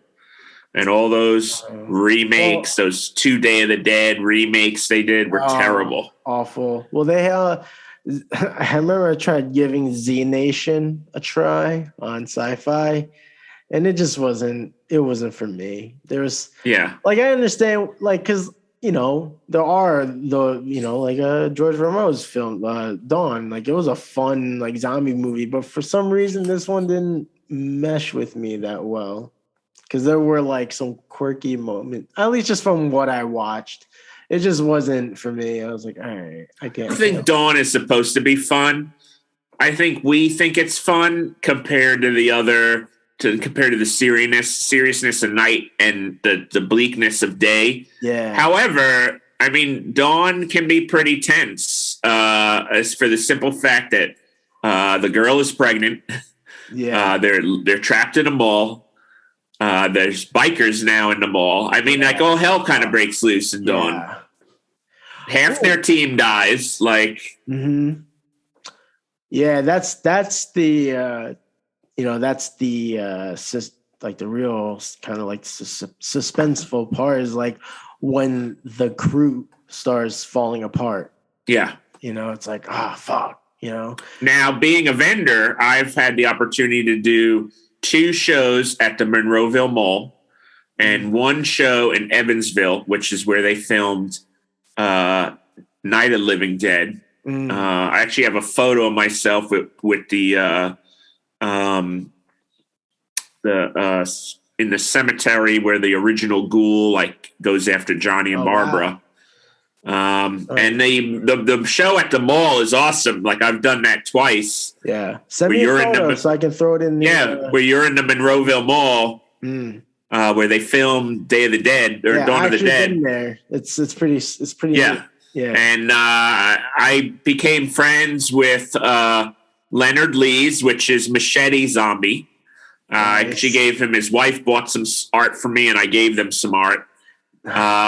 Mike Christopher, who was the Hare Krishna zombie. Leonard's brother, who was in the news scene the beginning of Dawn. So a number of those guys, Jim Crude is helicopter zombie, a whole mess of those dudes became friendly with. Leonard and I wouldn't say I'm closer to them, but him, his wife, became very friendly over the course of a few days, and they had seen me twice. I was in the same spot 2 different years. So it was cool, just meeting all these people, from these movies. And of course, Savini's there. Nicotero, because he worked with Savini and he was in Day of the Dead. Big Daddy's cool, even though I'm not the biggest fan of that Land of the Dead. Yeah. But Big Daddy's a cool dude. So after the original trilogy, unfortunately, it kind of just went downhill from there. Yeah. There was one concept that I thought was neat, it just the films by themselves didn't work out, because there was one where they had like a cool, like I just thought the idea was neat. Like they had a crossover in one of the movies, and I just thought that was like neat. Because there was Survivors of the Dead. Yeah, Survival of the Dead. Yeah, thank you. They cross over with the high school kids from Diary of the Dead, I believe the movie's called. So there was like a neat, like, oh, cool, like that's, that dickhead. We're in the same universe. Yeah, same universe, cool. But then them alone were like, the writing was like kind of lacking, and it just was like missing something that, I mean, I don't expect them to be like the original trilogy, but just it didn't, I don't know, they couldn't replicate that, or just kind of. Yeah, I don't think they should have. Like Romero's made a lot of other movies that have been great, like Martin, Monkey Shines. I think he did Creepshow. So it's like he could have gone in other directions. I just think that he knew that genre was seeing a second wind, and he kind of, being the guy that forefronted it, probably wanted to get something out of it. You know what I mean? And I can respect that, but. Yeah, none of those movies are good. That absolutely, yeah. I like hearing it that way. Yeah, I would agree with that. Yeah. Also, I'm probably being a selfish fan anyway. No, of course, I get to be a bit jaded too. Don't you worry. No, yeah.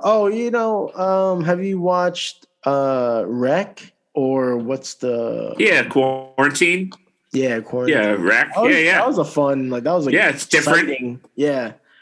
Like, actually, I kind of think something about the original film, Wreck, made it creepier. Yes. I don't know if it was because it was another country, or maybe the quality of the film, like, it's in. Because you can tell, like, Quarantine, just the editing quality, it's very polished. But then when you give it something that's like a little less quality, less polished, it gives it more authenticity. And then I guess because it's international, it just feels more like. Well, it's the original version. I mean, you could say the same about the Japanese Ring. Those movies are far scarier than the American Naomi Watts version. Dude, don't even. Do you believe in ghosts? I mean, I don't want to say I don't.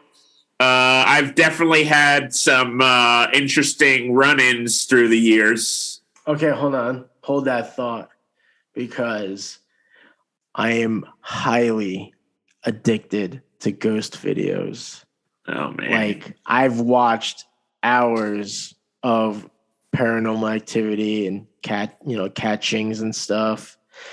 And sometimes I feel like there might be something in this apartment, but I'm like really addicted to like watching captured moments with shadow men, or jinns, or even like those White Walker thingies. I forget what they're called. They're these like weird, the Slender Man or whatever. Yeah.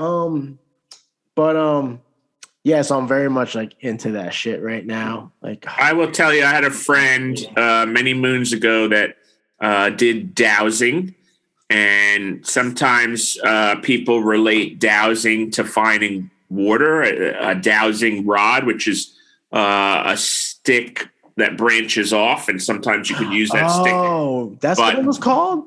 Dowsing, yeah, but dowsing in the other sense, too. Now, dowsing in another sense is you take a pendulum, so like a weighted element on a string. It could be any weighted element on a string, and there is a kind of a board with a circular pattern with a yes, a no, a maybe on it, and some people who are very connected to the spirit world can use the pendulum to make contact. Now, there are theories out there saying that, well, that could be the energy within your hand. That is, but sometimes it's just too, spot on, where you see this thing moving and answering a question that you didn't even verbally ask. Yeah. Sometimes that's a little like too on the nose. Maybe, I don't know. Maybe it is your the way your blood flowing in your hand or the magnetic properties of something.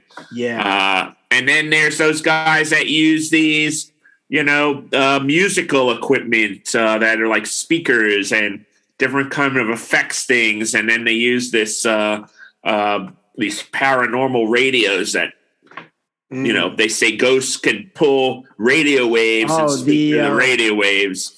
Yeah, like these sound boxes. Yeah, exactly. Yeah. Spirit boxes. Yeah. Now, I've doused and I've done some of that stuff, and to me, it's like hit or miss. I had a buddy that actually did a music album based on EVPs. He used to leave tape players at cemeteries and tape stuff off the gravestones and all. And so that is very questionable. You could hear any sound through, professional equipment, and it might sound like someone speaking. Yeah. However, I've always had a part of me has always had this attraction to ghosts, whether I like to admit it or not. Mm-hmm. And I've been in a lot of haunted areas. This is like another podcast for another time, but I will say, there was a little taste. I did a show at White Hill Manor, which is in Jersey, and a friend of mine who also has had paranormal stuff. Well, we'll just say, first off, it's like a super haunted house. I don't know if some people died there and were murdered and this, that, and the third. And we did a show, a bunch of us vendors. We were all friends. One of our friends said, "Oh, you should totally do this show." I was like, "Yeah, whatever. It's haunted, cool." It was freezing there that day. That's number one. So I don't remember if it was colder inside than it was outside. That's always a good sign. I had one of my friends, she was on an upper level. It was a house. I don't know why they had vendors on different levels, but they did. And she kept coming down. She's like, Kenny, I don't know. There's something weird here. I was like, yeah, no, I had a weird doll sitting at the space I was supposed to load in. So I assume it's going to be some really terrifying stuff. But so at some point we walked through, I don't remember. I think this was on the second floor, and there was a room where someone committed suicide or something like that. And there was definitely, I definitely felt pushback. I definitely, not physical, but I felt like something was telling me, you probably shouldn't be here.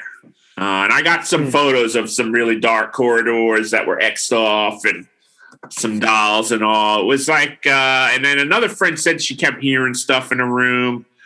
Well, this friend at some point said, we got to go to the basement. I'm like, what's in the basement? She's like, I don't know. It used to be like a speakeasy.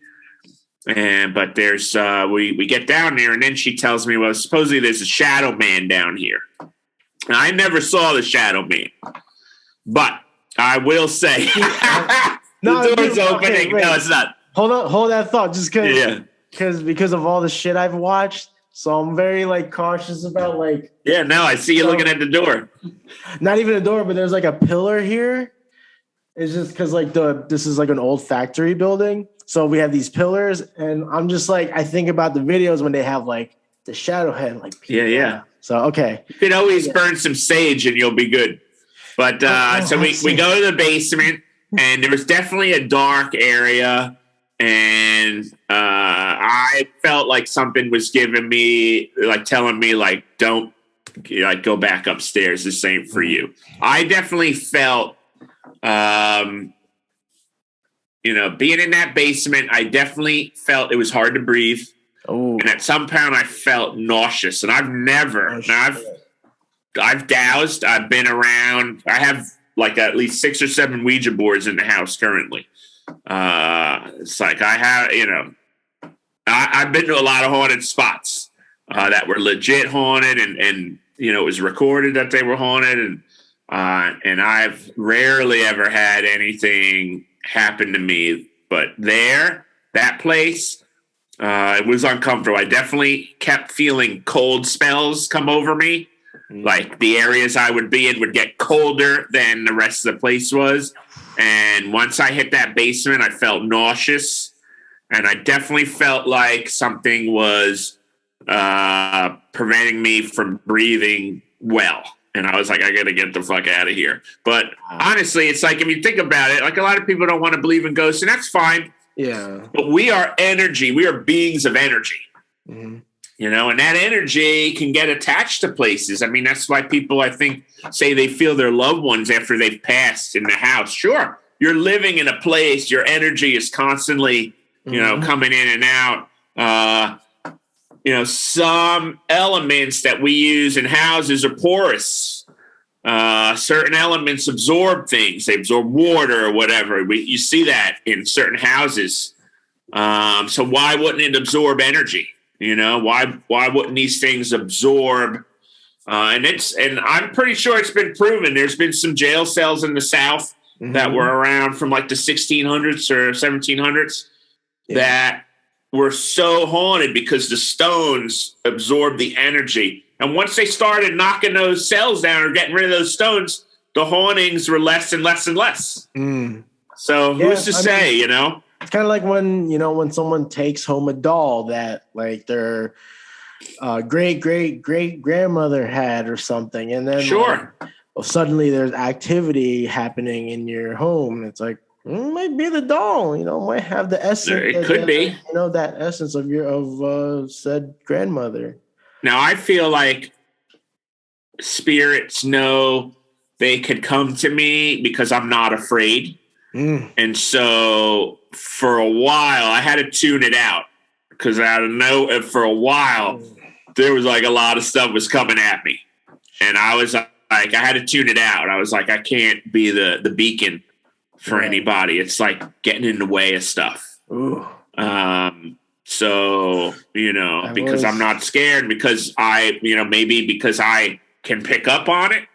I felt like a lot of things were coming at me. So for a while I was a beacon, and then I was like, yeah, I got to tune this out because I can't. It's disrupting my work or my day. And like, I don't get freaked out by it. It's not like, but even my mom was like, oh, every now and then I see something walk through the house. I was like, could be a relative or something saying hi or, but yeah, well, it's interesting stuff. It's definitely fascinating. Yeah, dude. All right, well, we can leave it at that.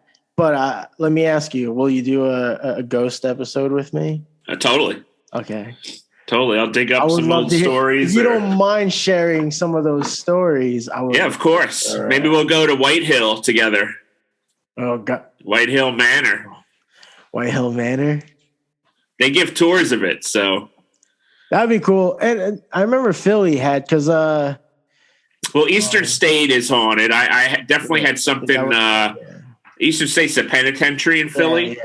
The Al Capone stayed there. I definitely had something in death row kind of snap its fingers at me.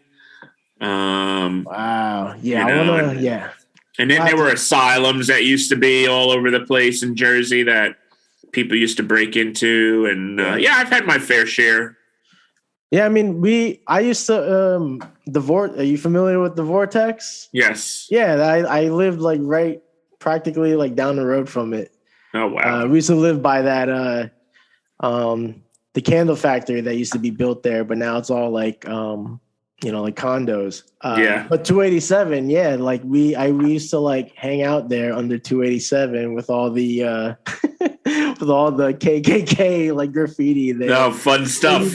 But you go past it, you start entering the zone, the vortex. Yes. But I've never been there, and I'm not gonna fuck with that. I will not go there at night. I'm a little bitch.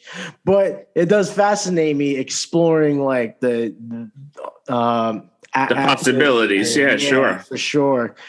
But love to have you come back and we'll do a ghost episode. I've been dying to talk to somebody about ghost video, like just the just paranormal stuff. And totally, we should. I think that'll be really fun. I mean, it'll be fun for me, so I hope you don't mind.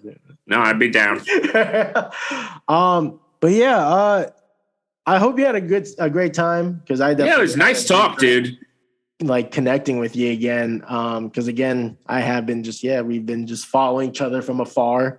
But it's great to actually have a conversation with you. It's been far Same, bro. I do like to talk to other artists and hear hear about their trials and tribulations.